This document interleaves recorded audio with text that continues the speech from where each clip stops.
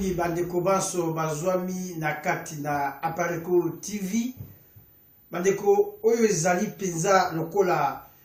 journal télévisé oyo tobongisi to tolengeli mpona bino bana ya Congo. Lelo tokolobela mingi maso mauti koleka matali dialogue to bosangani to bokutani na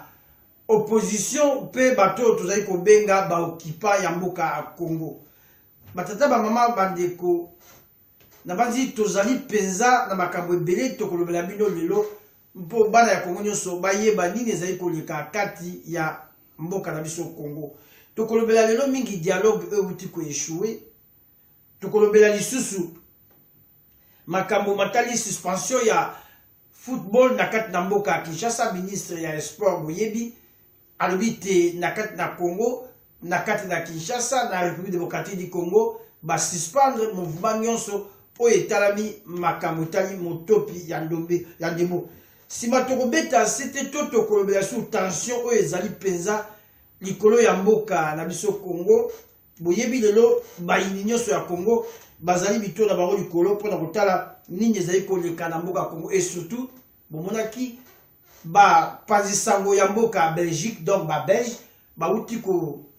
kozongisa bango na mboka na bango bazalaki bongo mibale bayaki mpona kocouvrir ba événement oyo ezali kosalama lelo na mboka ya Congo. Ndenge ni peuple congolais alobi il faut battre ba likolo mais kasi bazwaki chance teto ngolute po ba vana na kati na mboka ya Kinshasa bazongisi bango na gouvernement ya ba occupant. Tina nini susu tokolobela susu affaire oyo ezali koningisa mboka likambo ya chef coutumier babomaki na mboka Kasai oyo abengami na kombo ya Kamwa na Sampu. Ndenge nini balingi basala montage na bandeko ya Aner et surtout na likolo ezali bongo tate oyo tozali kobenga Caleb Mouton oyo abongisi plat penza machiavélique mpote soki bandeko babibi libanda baboma bango babeta bango mpuka lokola soso. Sima na yango tokolobela lisusu makambo tali sanction oyo communauté européenne apesi na ba gouvernement ya ba occupato bato oyo bazali koboma mboka Congo. Mpe lisusu tokolobela lisusu économie ya mboka Congo na bazi économie ya ki bomonaki onje monene oyo ezali kosala bakete likolo ya ba fuite ya ba capitaux to ya misolo. Ndenge nini politika nambe elongo na famille na ye mobiba basali lionge ya ba compagnie au moins 77 compagnies oyo ezali na connexion be na bango. Ndenge nini basimbi makambo ya mboka Congo na maboko na bango. Mpe lisusu na bazi na kati na journal télévision ya lelo journal télévisé ya lelo tokolobela lisusu makambo etali bongo biloko talo. Ndenge ni biloko tali matitalo tokolobeka lisusu kolobela bino. Mpe tokoloba lisusu makambo etali ba faillite ya ba banque tozala mwa moke likolo lisusu kolobela makambo nyonso wana. Mpe sima na kosukisa tokoya kolobela makambo etali journée ya lelo ya le 19 décembre. Ndenge nini peuple congolais akotelema mpe nini Apareko Alliance des Patriotes pour la refondation du Congo asi alobaki mpe atalisaki nini ezali koleka na mboka na biso. Mpe ndenge nini apesaki message na ye mokonzi ya Apareko Mesonori Mbandasa apesaki message likolo ya ba résistant congolais bazwa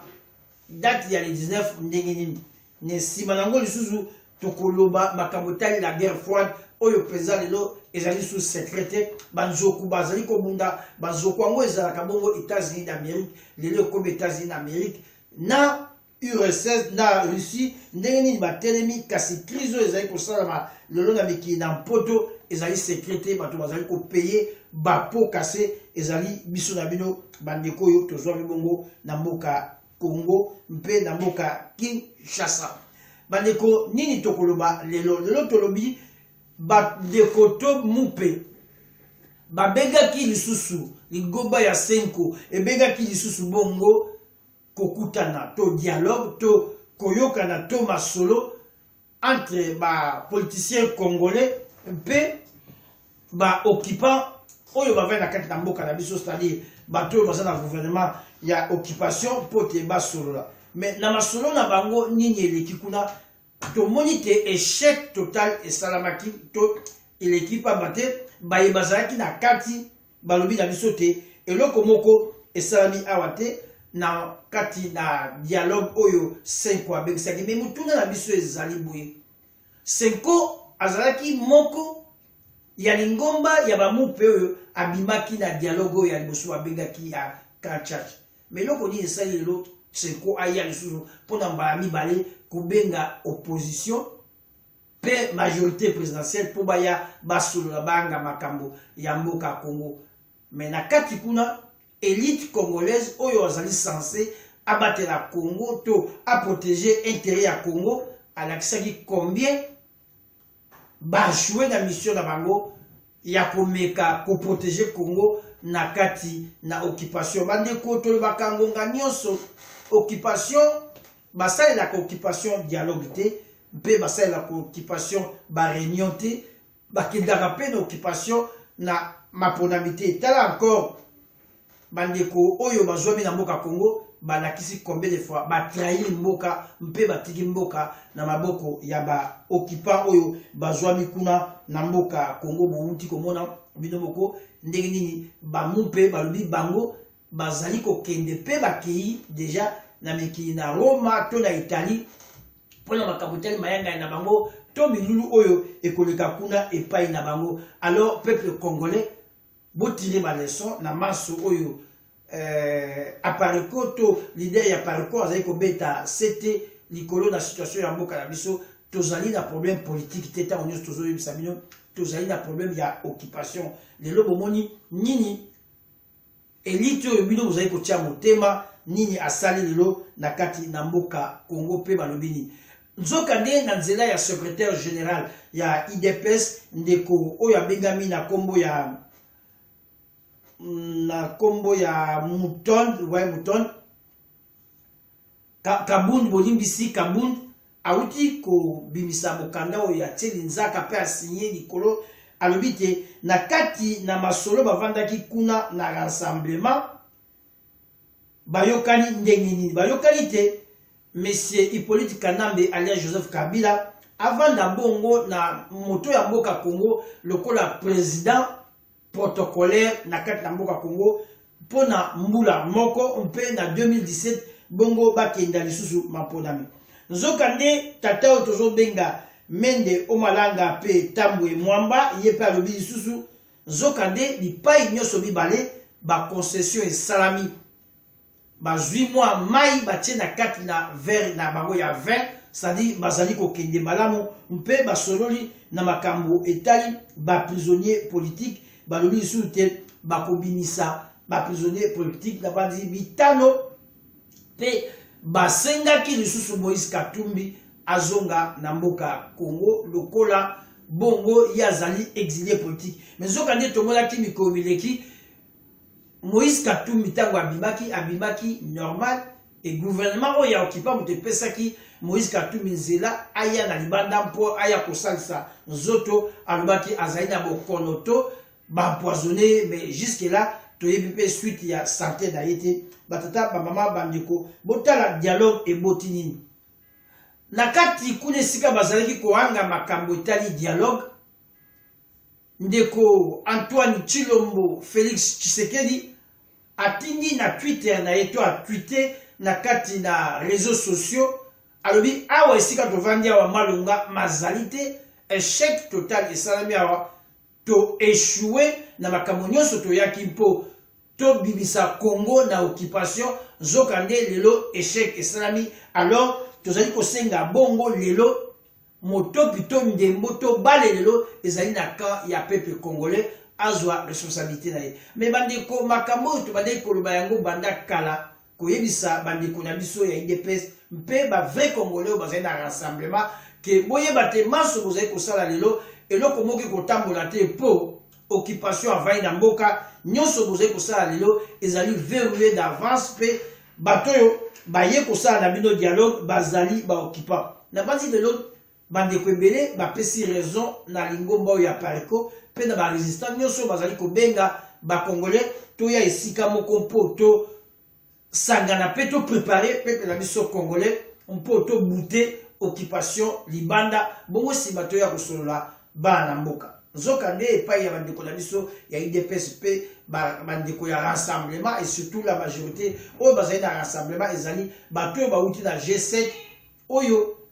basungaki gouvernement ya baoccupant oyo basalaki na Kanambe esika moko bango lelo batondi na kati na eloko tozali koyoka rassemblement yango bana Congo tozosenga bino bofungola biso esika bozwami na Congo mobimba et tozali kosenga lisusu na bino ba Congolais divorce total fait ça entre Congolais pe ba soi-disant élite politique oyo bazali komema toujours Congo na kobunga bandeko mikolo milekaki bomonaki na mboka Congo toujours na kati na capitale na Kinshasa esika nini IDPS pe rassemblement basangana ki balobi mbala na yambo bakende kopesa carton jaune kopesa préavis na seni mais mikolo milekaki babongisaki date moko ya le 19 novembre pour bakenda kopesa carton jaune na monsieur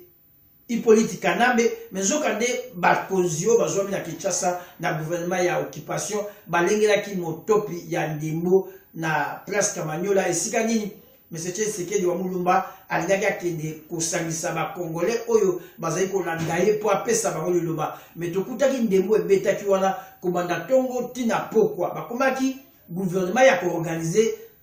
championnat to ba séance ya football na kati na mboka Kinshasa mais lelo na surprise na biso nyonso bato oyo balobaki bango bazo organiser football organizaki même football ya ba mama congolaise babetaki ndembo bolandaki score ezaki soki 156 à 170 à 177 wana ezalaki mikele oyo équipe ya ngambo mibale etiaki mais lelo bandeko nini ezali kosala ke ministre ya sport alobi lelo na kati na mboka na biso ba défendre mouvement nyonso etengami lokola mouvement ya basalo ya ndembo ekoki kosala balisusu te nyonso ezali kolakisa signe ke la paix a changé de côté bana Congo boyeba te lelo paix a changé côté tokolobela biso nini tolobaki tokolobela bino makambo etali tension oyo ezali koleka na libanda ya mboka pe na kati na mboka et surtout ba suspension oyo basali likolo na Hippolyte Kanambe nzokande biso tozali komona ba suspension wana ezali pena suspension ezali makasi te balobaki bakozwa mibeko likolo na Hippolyte Kanambe pe bandeko na ye nyonso oyo bazali kokommetre babavire na kati na mboka Congo basanction na bango nzokande basanction oyo ezali bongo basanction moko légère pe maigre oyo biso nyonso bana ya Congo tosali constant lelo yango apariko azali koloba biso ntango nyonso peuple congolais boyeba te tokolibere mboko oyo kaka biso moko il faut jamais tokonte na bato oyo bavandi na kati na mboka pe surtout na élite congolaise oyo ezwami kuna na kati na mboka na biso bandeko lisusu tomoni tension ezali likolo tolobaki tension moko mpenza ezali tension dérive Hippolyte Kanambe alias Joseph Kabila lelo alakisi penza modèle ya Corée du Nord atelemi asopi mapinga ya bapaya mboka mobimba alobi na kokende te ba Congolais na kolakisa bino de quoi je suis capable bakei même kokata ba réseaux sociaux bakangi internet wifi ezali soki na mboka Congo nyonso wana azali kolakisa ba preuve ke ye akokende te mpe alobi na vandia na mboka Congo atalisaki mpe ndakisa ko explicite ba journaliste belge oyo bayaki po baleka kocouvrir ba événement oyo ezali koleka na mboka Congo mais alobi niet bokoya te mpe abengani bango atalisi lisusu te mpe poto avion ya ba belge avion militaire eyaki na mboka Congo alobi bokozonga retour à l'expéditeur apepo wana ezongaki bongo lisusu na mboka Belgique esika nini tozali komona lelo penza kobendana ezali makasi penza makasi alors bandeko bana Congo na banzi lelo ezali sous na signe musu tokotalisa bino te bomona ndenge nini occupation a joué esika pe avandi na kati na mboka Congo bana Congo lelo tozali presque mbula zomi na motoba to zomi na sambo l'idée ya pareko mesonore mbanda zambo kwa atumba azobenga ba Congolais nyonso de partout bana ya mboka congolais tozwa conscience totelema pamba te bapaya babenganaka bango na baélection te tozobeta sete oyo ntango nyonso na bandeko na biso monsieur Laurent Gbanda apesaki loboko ntango nyonso epai ya bavrai congolais oyo nyonso balobaki te mboka ezali na maboko ya bapaya totelema mpo tobundisa bango mpe tobengana bango kasi motoma ngongi na biso botala lelo esika nini ememi biso kasi biso na kati na résistance tolobi tokolemba te mpe tokotelema toujours likolo mpona kobunda mpona mboka Congo mpona kobute bato oyo mpe tokobute bango libanda na kati na mokolo na lelo na journal télévisé oyo tolengelaki tolobaki tokolobela bino lisusu makambo ya chef coutumier bautei koboma kuna na mboka Kasai boyebi yango tozali kobenga affaire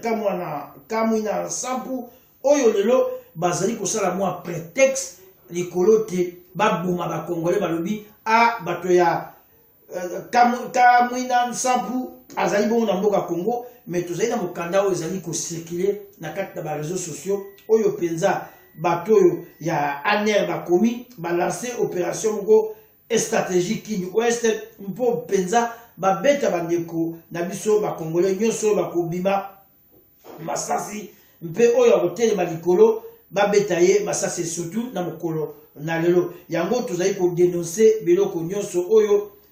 bato oyo bazali kosala mokanda yango soki bokoti na réseaux sociaux bokuta ezali bongo signé na moto oyo tozali kobenga Caleb Mouton bana ya Congo na bazi nyonso ezali koleka lelo na mboka Congo ezali sous secrété mais ezali kosenga yo mwana Congo ozwa conscience otelema likolo oyeba esika nini la résistance ya solo ezali mpo yo telema oya kobunda tosikola mboka na biso esima nango tokozonga esika moko tokovanda mpo tosolola na makambo tali dialogue na Congo bandeko tolobaki tokolobela lisusu sanction oyo ba communauté européenne soki bolingi communauté occidentale oyo bazosala likolo ya Hippolyte Kanambe bandeko mwana oyo bazali kobenga Hippolyte Kanambe alias Joseph Kabila akomettre bavire ebele mpe na bandeko na ye barwandais surtout ntango tozoloba barwandais tozotelema surtout na tuti pawa baextrémiste oyo bazali koboma bakongolais lelo babomi 12 millions de congolais mais basanction yango oyo communauté européenne azali kopesa nauti koloba bino ezali basanction moko maigre soki totali na ntango ya maréchal Mobutu ntango azalaki tozonga nsima na affaire oyo babengaki massacre ya Lubumbashi est-ce qu'il y a eu massacre batata mama bandeko na bazi massacre ezalaki te mais ezalaki mort ya ndeko na biso moko abungisaka bomoi na kombo ya elombe wa ilombe molimo ne pe malakimia mais communauté européenne asalaki sanction pe apesaki sanction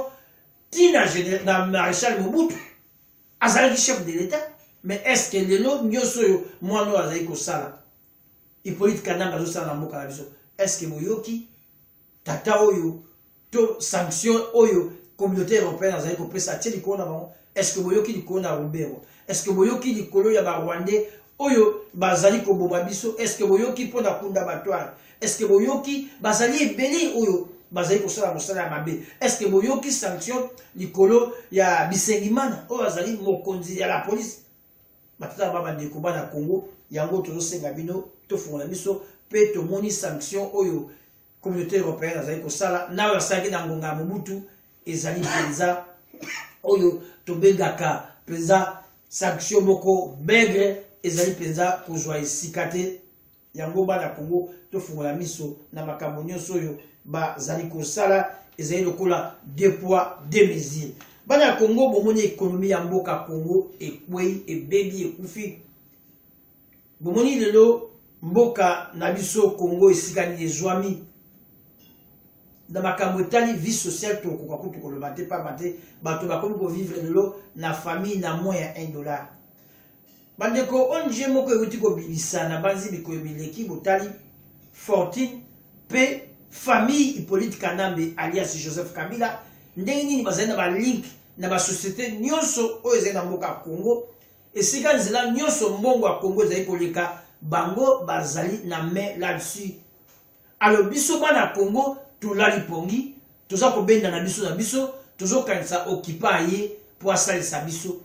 il y a même des Congolais bazoloba anoto tikaye akende lisusu 18 mois ezali rien tokeba na bato lokola ba Vital Kamerhe pa bate Vital Kamerhe azali moko a bisote azali moto azali kosala toujours mosala ya Hippolyte Kanambe pe ndenge nini bazali kopie mboka na biso Congo yango tozo senga bana Congo botelema makambo etali hausse des prix na ba tokolobela yango mais tokoloba mwa moke pa bate kozala na ndeko moko vraiment oyo aza na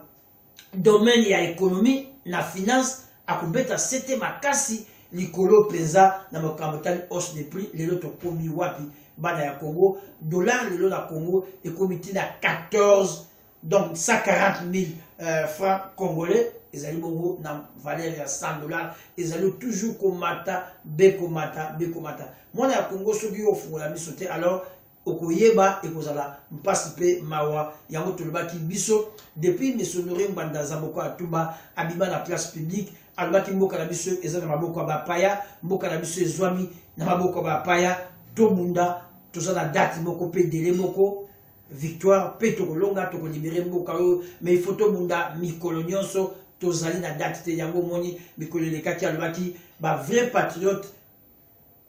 tobundaka mikolo nyonso tozala na date te po date oyo bazali kobenga date ya lelo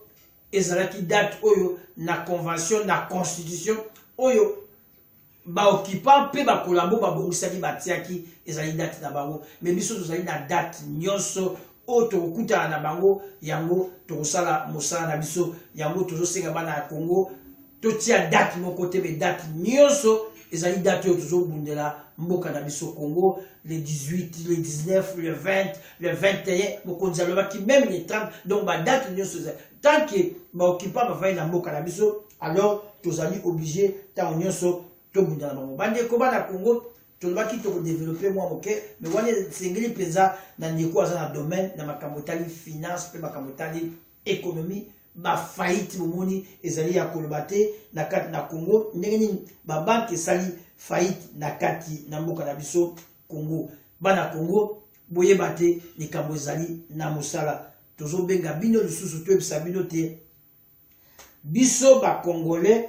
tozali na date te biso ba résistant tozali na date te date nyonso ezali ya biso po tozobunda tant que bopaya ezali na mboka na biso tokotika jamais alors nzela pote bapaya vraiment bavana na mboka na biso to continuer toujours kobunda na bango ti toko bengana na bango ezalaki bongo journal télévisé na nzela ya Apareko TV pe na ndeko na bino libita libongo ebokatu mainda tu oyo tolengelaki lelo mpote toyebisa bino en grosso modo nini elekaki mikolo mileki mpe ni ezali kobongama mpe position ya ba résistant esengeli ezala ndenge nini mboka na biso ezali na maboko bapaya touti koloba biso tozali na date te ba date nyonso ezali ya biso po tozali koluka lobi tosikola mboka na biso totalisi bino ndenge nini élite oyo amemi peuple na nzela ya komunga pamba te mikolo mileki soki bolandaki tata oyo tozobenga Antoine Tshilombo Félix alobaki moko akotelema liboso na Hippolyte Kanambe mpona makambo tali soulèvement akokuta biso na nzela na ye mais lelo na surprise na biso nyonso ndeko na biso Félix Tshilombo Antoine alobi a tweeté alobi na ba Congolais ke Congolais nyonso botelema likolo bale ekomi epai na bino mais bandeko tobosana te balobaki bango bake kosola mpo bazwa pouvoir pacifiquement bakozwa nyonso pacifiquement mais lelo ndeko Félix soki botuni ezali na kokotuna botuna ntango azotinda bakongole tobima libanda tobala ekomi na kana biso mpo tokende osambela to tokende soulèvement to mpo tokende révolution pamba te bango balobaki bango bazali na nzela oyo ezali koloba pacifique mpo bazwa mboka na maboko ya bapaya wana nyonso ezalaki kaka kotalisa bakongole mpe bandeko bakongole soko kobunga ezali soko kobunga nzela kohésite te ezala humble ezali kozala humilité kozala humble mpe liboso ya bandeko na yo yaka loba ngai na bungi alors vrai combat yango oyo epai ya bino bandeko bozwami tobunda mpo tosikola mboka lelo tozali na besoin biso nyonso bana ya Congo tobenga na esika moko toya na résistance pour tosikola mboka na biso. Merci mingi nasuki bongo.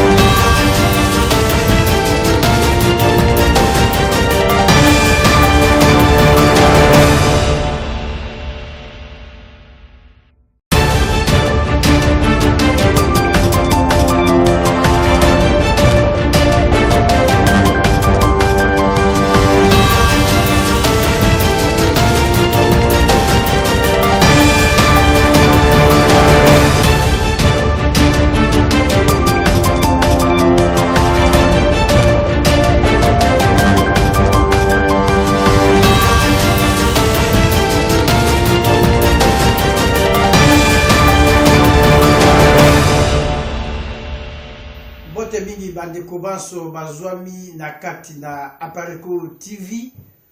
Bandeko oyo ezali penza lokola journal télévisé oyo tobongisi to tolengeli mpona bino bana ya Congo. Lelo tokolobela mingi maso mauti koleka matali dialogue to bosangani to bokutani na opposition pe bato tozali kobenga ba okipa ya mboka ya Congo. Batata ba mama bandeko na banzi tozali penza na makambo ebele tokolobela bino lelo mpo bana ya Congo nyonso bayeba nini ezali koleka kati ya mboka na biso Congo. Tokolobela lelo mingi dialogue euti ko échouer. Tokolobela lisusu makambo matali suspension ya football na kati na mboka ya Kinshasa. Ministre ya sport boyebi alobi te na kati na Congo, na kati na Kinshasa na République démocratique du Congo ba suspendre mouvement nyonso po etalami makambo tali motopi ya ndombe ya ndemo. Sima tokobeta sete to tokolobela sous tension oyo ezali penza likolo ya mboka na biso Congo. Boyebi lelo bayini nyonso ya Congo bazali bito na bango likolo mpona kotala nini ezali koleka na mboka Congo. Et surtout bomonaki ba panzisango ya mboka Belgique, donc ba Belge bauti kozongisa bango na mboka na bango bazalaki bongo mibale bayaki mpona kocouvrir ba événement oyo ezali kosalama lelo na mboka ya Congo. Ndenge ni peuple congolais alobi il faut batelema likolo mais kasi bazwaki chance te to ngolu te po bavanda na kati na mboka ya Kinshasa bazongisi bango na gouvernement ya baokipa. Tina nini susu tokolobela lisusu affaire oyo ezali koningisa mboka likambo ya chef coutumier babomaki na mboka Kasai oyo abengami na kombo ya Kamwa na Sampu. Ndenge nini balingi basala montage na bandeko ya ANR et surtout na likolo ezali bongo tate oyo tozali kobenga Caleb Mouton oyo abongisi plan penza machiavélique mpote soki bandeko babimi libanda baboma bango babeta bango mpuka lokola soso. Sima na yango tokolobela lisusu makambo tali sanction oyo communauté européenne apesi na ba gouvernement ya baokipa to bato oyo bazali koboma mboka Congo. Mpe lisusu tokolobela lisusu économie ya mboka Congo na bazi économie ki bomonaki onje monene oyo ezali kosala bakete likolo ya ba fuite ya ba capitaux to ya misolo. Ndenge nini politika nambe elongo na famille na ye mobiba basali lionge ya ba compagnie au moins 77 compagnies oyo ezali na connexion be na bango. Ndenge nini basimbi makambo ya mboka Congo na maboko na bango. Mpe lisusu na bazi na limba alobi na kokende te ba congolais na kolakisa bino de quoi je suis capable bakei même kokata ba réseaux sociaux bakangi internet wifi ezali suti na mboka Congo nyonso wana azali kolakisa ba preuve ke ye akokende te. Mpe alobi na vandia na mboka Congo atalisaki mpe ndakisa ko explicite ba journaliste belge o bayaki po baleka ko couvrir ba événement oyo ezali koleka na mboka Congo. Mais alobi niet bokuya te mpe abengani bango atalisi lisusu te. Mpe poto avion ya ba belge avion militaire eyaki na mboka Congo alobi bokozonga retour à l'expéditeur apepo wana ezongaki bongo lisusu na mboka Belgique. Esika nini tozali komona lelo penza kobendana ezali makasi penza makasi. Alors bandeko bana Congo na banzi lelo ezali sous na signe musu tokotalisa bino te bomona ndenge nini occupation a joué esika pe avandi na kati na mboka Congo. Bana Congo lelo tozali presque mbula zomi na motoba to zomi na sambo. L'idée ya Apareko mesonore mbanda za moko atumba azobenga ba congolais nyonso de partout bana ya mboka congolais tozwa conscience totelema pamba te bapaya babenga na kabango na élection te tozobeta sete oyo tango nyonso na bandeko na biso mesonore mbanda pesaki loboko tango nyonso pa ba vrai congolais oyo nyonso balobaki te mboka ezali na maboko ya bapaya totelema mpo tobundisa bango mpe tobenga na bango. Kasi motoma ngongi na biso botala lelo esika nini biso kasi biso na kati na résistance tolobi tokolemba te mpe tokotelema toujours likolo mpona kobunda mpona mboka Congo mpona kobute bato oyo mpe tokobute bango libanda. na kati na mokolo na lelo na journal télévisé oyo tolengelaki tolobaki tokolobela bino su makambo ya chef coutumier bautei koboma kuna na mboka Kasai boyebi yango tozali kobenga affaire kamwina nsampu oyo lelo bazali kosala mwa prétexte likolo te baboma bakongole balobi a bato ya kamwina nsampu azali bongo na mboka Congo mais tozali na mokanda oyo ezali kocircule na kati na bareseau sociaux oyo penza bato oyo ya ANR bakomi balance opération moko stratégique kini ouest mpo penza babeta bandeko na biso bakongole nyonso bakobima masasi mpe oyo akotelema likolo babeta ye masasi surtout na mokolo na lelo yango tozali kodénoncer biloko nyonso oyo bato oyo bazali kosala mokanda yango soki bokonti na réseaux sociaux bokuta ezali bongo signé na moto oyo tozali kobenga Caleb Mouton bana ya Congo na bazi nyonso ezali koleka lelo na mboka Congo ezali sous secrété mais ezali kosenga yo mwana Congo ozwa conscience otelema likolo oyeba esika nini la résistance ya solo ezali po yo telema oya kobunda tosikola mboka na biso esima nango tokozonga esika moko tokovanda mpo tosolola na makambo tali dialogue na Congo bandeko tolobaki tokolobela sur sanction oyo ba communauté européenne soki apareko to leader ya pareko azali kobeta sete likolo na situation ya mboka na biso tozali na problème politique te ntango nyonso tozoyebisa bino tozali na problème ya occupation lelo bomoni nini elite oyo bino bozali kotia motema nini asali lelo na kati na mboka Congo mpe balobi nini nzoka nde na nzela ya secrétaire général ya IDPS ndeko oyo abengami na kombo ya Mouton Kabund bolimbisi Kabund auti kobimisa mokanda oyo atieli nzaka mpe asigné likolo alobi te na kati na masolo bavandaki kuna na rassemblement bayokani ndenge nini bayokani te monsieur Hippolyte Kanambe alias Joseph Kabila avanda bongo na moto ya mboka Congo lokola président protocolaire na kati na mboka Congo pona mbula moko mpe na 2017 bongo bakenda lisusu maponami nzoka nde tata oyo tozobenga Mende Omalanga pe Tambwe Mwamba ye pe alobi lisusu nzoka nde bipai nyonso mibale ba concession esalami bazwi mwa mai batie na kati na verre na bango ya vin c'est-à-dire bazali kokende malamu mpe basololi na makambo etali ba prisonnier politique balobi lisusu te bakobimisa ba prisonnier politique na bandi bitano pe basengaki lisusu Moïse Katumbi azonga na mboka Congo lokola bongo yazali exilé politique mais zoka nde tomonaki mikolo mileki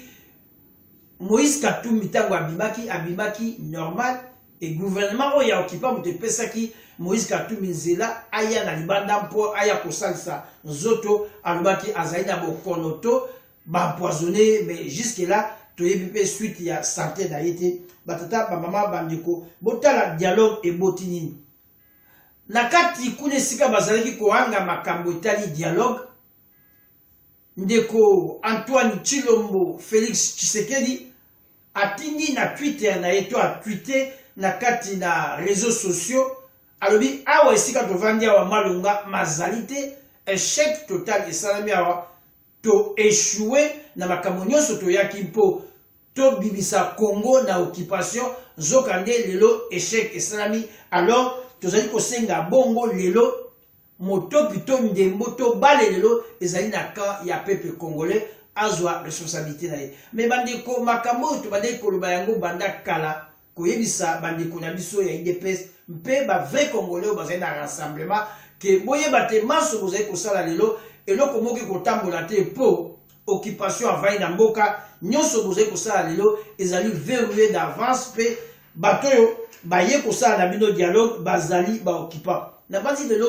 bandeko ebele bapesi raison na lingomba oyo ya pareko mpe na barésistant nyonso bazali kobenga bacongolais toya esika moko mpo to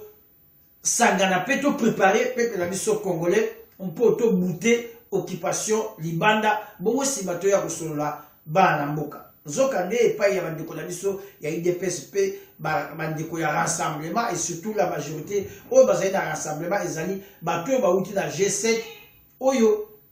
basungaki gouvernement ya ba occupant oyo basalaki na kanambe esika moko bango lelo batondi na kati na eloko tozali koyoka rassemblement yango bana Congo tozosenga bino bofungola miso esika bozwami na Congo mobimba et tozali kosenga lisusu na bino ba Congolais divorce total faut ça entre Congolais pe ba soi-disant élite politique oyo bazali komema toujours Congo na kobunga bandeko mikolo milekaki bomonaki na mboka Congo toujours na kati na capitale na Kinshasa esika nini IDPSP rassemblement basangana ki balobi mbala na yambo bakende kopesa carton jaune kopesa préavis na seni mais mikolo milekaki babomisa ki date moko ya le 19 novembre pour bakenda kopesa carton jaune na monsieur Hippolyte Kanambe mais zokande bakonzio bazwami na Kinshasa na gouvernement ya occupation balengelaki motopi ya ndembo na place Kamanyola esika nini monsieur Tshisekedi wa Mulumba alingaki akende kosangisa ba Congolais oyo bazali kolanda ye po apesa bango liloba mais tokutaki ndembo ebetaki wana komanda tongo tina pokwa bakomaki gouvernement ya organiser championnat to ba séance ya football na kati na mboka Kinshasa mais lelo na surprise na biso nyonso bato yo balobaki bango bazo organiser football organiser même football ya ba mama congolaise babetaki ndembo bolandaki score ezaki sobi 156 à 170 à 177 wana ezalaki mikele oyo équipe ya ngambo mibale etiaki mais lelo bandeko nini ezali kosala ke ministre ya sport alobi lelo na kati na mboka na biso ba défendre mouvement nyonso etengami lokola mouvement ya basano ya ndembo ekoki kosala balisusu te nyonso ezali kolakisa signe ke la paire a changé de côté bana Congo boyeba te lelo paire a changé côté tokolobela lisusu nini tolobaki tokolobela bino makambo etali tension oyo ezali koleka na libanda ya mboka pe na kati na mboka et surtout ba suspension oyo basali likolo na Hippolyte Kanambe nzokande biso tozali komona ba suspension wana ezali pena suspension ezali makasi te balobaki bakozwa mibeko likolo na Hippolyte Kanambe pe bandeko na ye nyonso oyo bazali kokommetre babavire na kati na mboka Congo basanction na bango nzokande basanction oyo ezali bongo basanction moko légère pe maigre oyo biso nyonso bana ya Congo tosali constant lelo yango apariko azali koloba biso ntango nyonso peuple congolais boyeba te tokolibere mboko oyo kaka biso moko il faut jamais to compter na bato oyo bavandi na kati na mboka pe surtout na élite congolaise oyo ezwami kuna na kati na mboka na biso bandeko lisusu tomoni tension ezali likolo tolobaki tension moko mpenza ezali tension dérive Hippolyte Kanambe alias Joseph Kabila lelo alakisi penza modèle ya Corée du Nord atelemi asopi mapinga ya bapaya mboka mobakati na journal télévision ya lelo journal télévisé ya lelo tokolobela lisusu makambo etali bongo biloko talo ndeni biloko tali matitalo tokolobeka lisusu kolobela bino mpe tokoloba lisusu makambo etali ba faillite ya ba banque tozala mwa moke likolo lisusu kolobela makambo nyonso wana mpe sima na kosukisa tokoya kolobela makambo etali journée ya lelo ya le 19 décembre ndenge nini peuple congolais akotelema mpe nini apareko alliance des patriotes pour la refondation du Congo asi alobaki mpe atalisaki nini ezali koleka na mboka na biso mpe ndenge nini apesaki message na ye mokonzi ya pareko mesonori mbandasa apesaki message likolo ya ba résistant congolais bazwa date ya le 19 ndenge nini ne sima nango lisusu tokoloba makambo tali la guerre froide oyo penza lelo ezali sous secrétaire banzoku bazali kobunda banzoku yango ezalaka bongo États-Unis d'Amérique lelo comme États-Unis d'Amérique na URSS na Russie ndenge nini batelemi kasi crise oyo ezali kosalama lelo na mikili na mpoto ezali secrétaire bato bazali kopaye bapo kase ezali biso na bino bandeko oyo tozwami bongo na mboka Congo mpe na mboka Kinshasa. Bandeko nini tokoloba lelo tolobi bandeko to mupe babengaki lisusu ligoba ya Senko ebengaki lisusu bongo kokutana to dialogue to koyokana to masolo entre ba politiciens congolais mpe ba occupant oyo bavai na kati na mboka na biso, c'est-à-dire bato oyo baza na gouvernement ya occupation po te basolola. Mais na masolo na bango nini eleki kuna tomoni te échec total esalamaki to eleki pamba te baye bazalaki na kati balobi na biso te eloko moko esalami awa te na kati na dialogue oyo Senko abengisaki. Me mutuna na biso ezali boye, Senko azalaki moko ya lingomba ya bamupe oyo abimaki na dialogue oyo ya liboso abengaki ya Kanchach. Me eloko nini esali lelo Senko aya lisusu mpona mbala mibale kobenga opposition pe majorité présidentielle po baya basolola banga makambo ya mboka Congo. Mais na kati kuna élite congolaise oyo azali censé abatela Congo to a protéger intérêt ya Congo alakisaki combien ba jouer na mission na bango ya komeka ko protéger Congo na kati na occupation. Bandeko to bakangonga nyonso occupation basale la occupation dialogue te mpe basale la occupation ba réunion te bakendaka pe na occupation na maponamité. Tala encore bandeko oyo bazwami na mboka Congo balakisi combien de fois batrahir mboka mpe batiki mboka na maboko ya ba occupant oyo bazwami kuna na mboka Congo. Bouti komona bino moko ndenge nini bamupe balobi bango bazali kokende pe bakei déjà na mikili na Roma to na Italie pona makaboteli mayanga na bango to milulu oyo ekoleka kuna epai na bango. Alors peuple congolais botire ba leçon na maso oyo